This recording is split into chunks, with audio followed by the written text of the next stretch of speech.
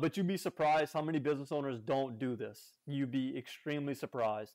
And just by doing some of these things, you can put yourself above the rest of them really quickly. Hey, what's up, everybody? My name is Jordan Dewey, and I'm a business analyst. I meet with business owners to help them become more efficient, more profitable, and avoid any costly mistakes along the way. You know, a lot of the business owners that I work with were once employees for another business and decided that they wanted to branch off and do their own thing, start their own business. And they're often very skilled at what they do, but they don't look at the math and the fundamentals of business that go on behind the scenes to make sure that the business itself is running well and is a well-oiled machine.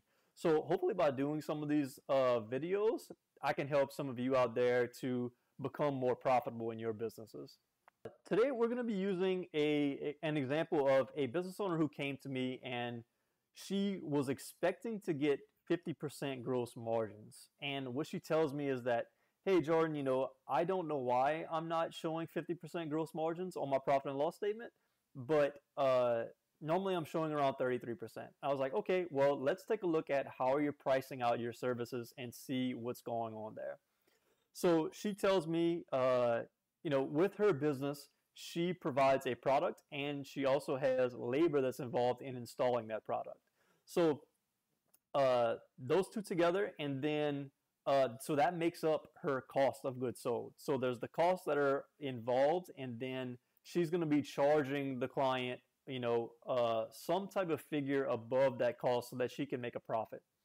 So let's look at this. She tells me that she's expecting 50% gross margins, and I'm like, okay, so how are you pricing out your services? And she says, well, I'm taking my costs, and then I am upcharging by 50%. And I was like, okay, well, if you mark up your cost by 50%, that's not going to give you 50% gross margins. So let's take a look at just at this example, very basic example, just to see what's going on there. So from the cost of $100, and then if we mark up by 50%, we have $150. So we're charging the client $150. The costs that are involved are $100. So we are grossing $50 in profits. Now, notice this is gross profits and not net profits, because there are other expenses involved in this. Things like insurance, maybe the rent of your building and other things like that. But right now we're just looking at the pricing of our services and seeing, how we can make this part more efficient. So right now we're getting 50% gross profits. And then what's the gross margin on that? The gross margin on that is not 50%. So in order to get gross margin calculation, we do the gross profit divided by the revenue, which gives us a 33.3% gross margin. So now you can see just by doing the math and breaking this down, this isn't complicated math, but for whatever reason, some business owners who start their own business are very focused on the operation side and not on the financial side of things and understanding how the financials work. So in looking at using the same example, we're going to look to see, what happens with 50% gross margins. What do we need to charge in order to get 50%? And in order to get 50%, we need to charge $200 in order to get 50% gross margins.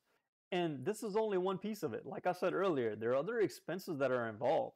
So we can't just do, 20 of these and expecting to get, that gross profit directly coming to us. There are other expenses here. So you need to see from here, how many of these sales do I need to make in order to cover my cover all of my costs, first off, because we don't want to lose money just by doing the job. Because let's say that, let's come back to this example here. This is simple. I mean, say we charge $90, we're losing $10. We definitely don't want to do that. And sometimes I do see business owners who are undercharging, and sometimes their revenues are lower than their costs. And if that happens, if you're out there and say you provide a client some type of quote, and they come back and say, look, hey, can you come down on this price? if you do the math involved in this and you see that you're going to lose money on this job, do not do this job. I know sometimes we want to just go out and do the work and just to make sure that we have money coming into the business, but you're actively going to lose money by doing some of these jobs just by not knowing the math behind it. And that's a really good reason to know exactly what your costs are in order for you to know that you are making money on some of these jobs. Because if you go out there and you do a bunch of these, you're actively going to lose money, and that is not a good business model. We do not want to do that. So, just to recap, a couple things that you need to know. You need to know your costs. You need to know the revenue that you're gonna that the price that you're gonna charge to get that revenue to come in, and you need to know how many of these that you need to do in order to first off break even to cover the rest of your expenses, and then make a profit. Because we're not in this. Well, most of us aren't in this as a nonprofit. We're here to make money, and my job is to help you make as much money as humanly possible. Really. So but you'd be surprised how many business owners don't do this. You'd be extremely surprised. And just by doing some of these things, you can put yourself above the rest of them really quickly. So I hope this video helps.